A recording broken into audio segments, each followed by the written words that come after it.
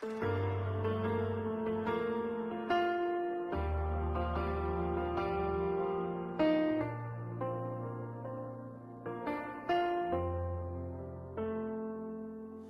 das profundezas da minha alma hoje, ansiando pelo teu fogo que remove o pecado, que separa o orgulho que persiste entre meu coração e tuas mãos que subsistem. Vem purificar este templo, limpar.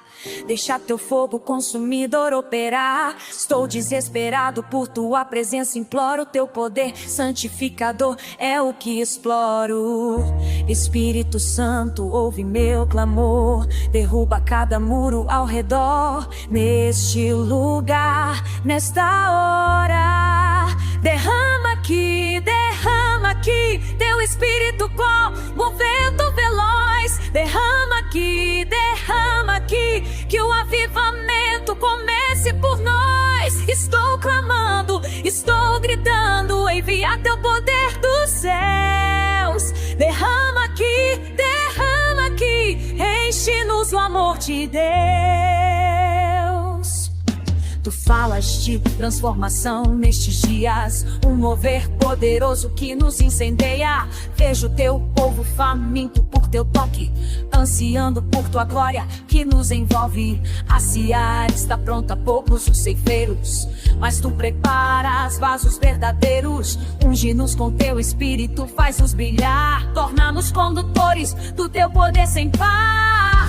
Espírito Santo, ouve meu clamor, derruba cada muro ao redor. Neste lugar, nesta hora, derrama aqui, teu Espírito como um vento veloz. Derrama aqui, que o avivamento comece por nós. Estou clamando, estou gritando, envia teu poder dos céus. Derrama aqui, enche-nos do amor de Deus. Como fogo em meus ossos, tua palavra arde, como trovão na tempestade, tua voz se expande, não posso conter, preciso declarar tuas obras por manifestar.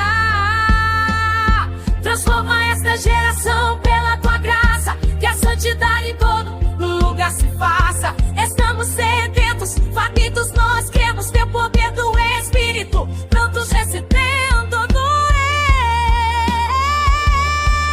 Deus.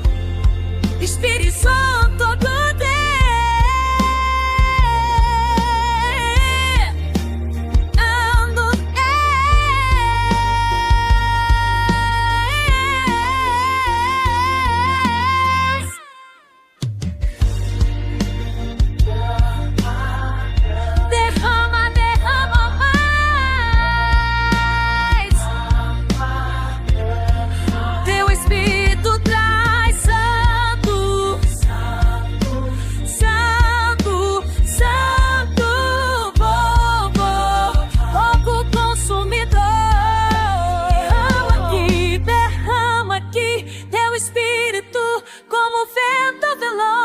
derrama aqui, que o avivamento comece.